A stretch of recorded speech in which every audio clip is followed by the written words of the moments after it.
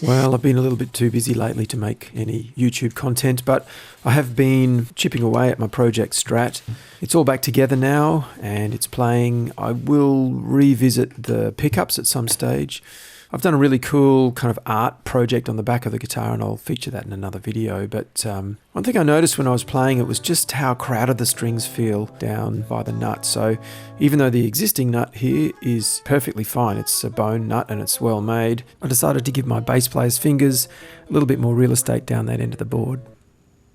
The nut here is about 44 millimeters across and currently the strings are 5 millimeters from the edge. So the plan is to move them out by 2 millimeters each and the overall string spacing will be something close to 38 millimeters, which is about the same as what my Maton acoustic is. I love the feel of that guitar.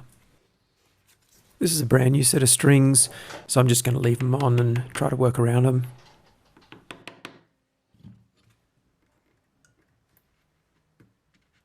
I decided to use this piece of black plastic for the nut, mostly because I just think it's going to look cool with the other black plastic parts on the guitar. Aussie techs will know this material pretty well. It's what Maton use as saddles and nuts in their acoustics. It's some kind of engineering plastic. They describe it as glass-filled nylon. I'm pretty sure they have these blanks cast for them.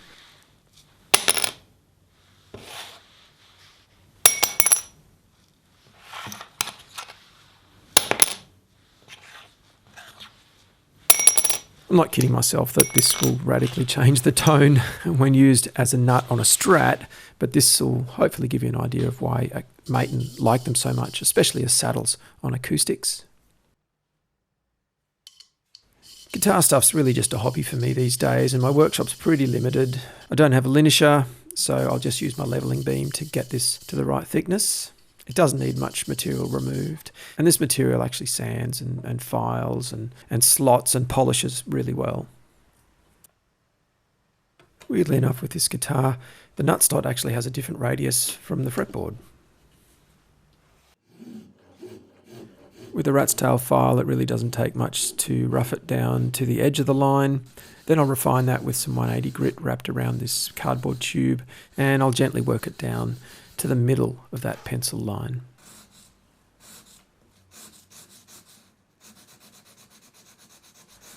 I really should get some white or yellow pencils for the workshop. Hopefully you can see what I'm doing there.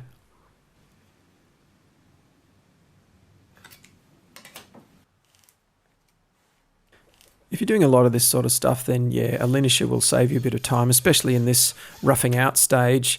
But to be honest, the most amount of time you spend when you're making a nut is really later on when you're just tuning those slots with your nut slot files, getting them to exactly the right depth. And, you know, this plastic, corian, bone, even brass, they all work pretty easily with hand tools, and there is something kind of satisfying about making something with hand tools anyway, so I don't mind this stage. Quick test fit just to make sure the ends of the nut are flush with the board and that it's a snug but not binding fit in the slot.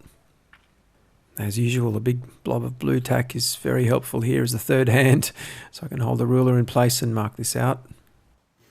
Again, if I was doing a lot of this sort of work, I'd probably have another vise set up, especially for nuts, or even just another set of jaws for this vise that are taller with more clearance. But you can still get away with a standard little bench vise. Just notice I've taped the jaws with some masking tape because these are knurled with this vise and that would probably print the plastic, or with something like bone, it's very likely to crack it. I always try and rough out the slots as much as I can with the nut still in the vise. That way you can use the full stroke of the file. With a flat headstock, once the nut's in place, of course, you can really only use the top sort of inch and a half of the file. The low E and to some extent the A look a bit strange now with this new spacing, but I'll just have to live with it. I'm not going to move the machine heads, that's for sure. But it's easy enough to move the treble side string tree for better alignment. So I'll fill the hole with a piece of bamboo skewer, just as I did with the pickguard holes on the body. It'll be hidden, of course, but as always, I still want to do a nice, neat job of it. Using a little Phillips head here as an awl, just because it was at hand. You can't see it, but the drill bit of course has a piece of tape on it as a depth guide. You certainly don't want to drill right through your headstock. The other string tree is 2 or 3 millimeters taller than this one, and its screw only had 3 or 4 threads in their headstock. So off camera, I took the opportunity to drill that hole just a touch deeper and use a longer screw. There's a nice little top tip. A small shifter is great for holding these in alignment while you can nip up the screw. I'm sure I've shown this before. I like to have the file about the same or just a bit shallower than the string's approach angle. With this low E string it was a bit tedious because the string post's in the way, but with the others you can get through it fairly quickly with a bit of practice. I have the guitar in tune, and with the string I'm working on I'll just bring it up a semitone under each time I check. There's no real need to pull it all the way up each time.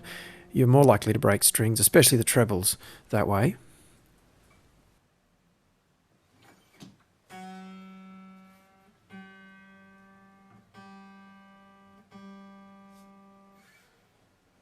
I'm not sure I caught this on camera, but when I'm just at the right depth, I'll lift the file higher for just a couple of light, short strokes, just to kind of deburr the back edge of the slot.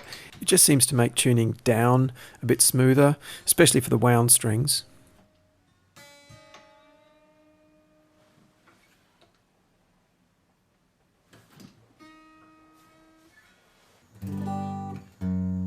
It's time for a quick test play. I'm sure that a lot of Strat players would pick this guitar up and it would feel quite strange with the strings that far apart, but it's my instrument and I really love the way it feels now, so I'm pretty happy with it. I often play in DADGAD, and I find that another benefit of having that treble string a little bit closer to the low side of the fretboard is that you can intentionally mute it by just twisting your wrist slightly and just brushing it with the fleshy part on the inside of your index finger. So it's onto the final shaping. The convention here is to remove material until the shoulders of the slots are around about halfway up the bass strings and probably just over the full height on the treble side. And then you just sort of blend it across in a nice even curve. The other convention, of course, is to have the top side of the nut sloping down towards the headstock. And with this vise, I can just manage it with a small nut like this. Taller chamfered jaws would be probably a bit better, but it's fine. Because of that, you have to be kind of a little bit creative with how you blend that top surface into the sides.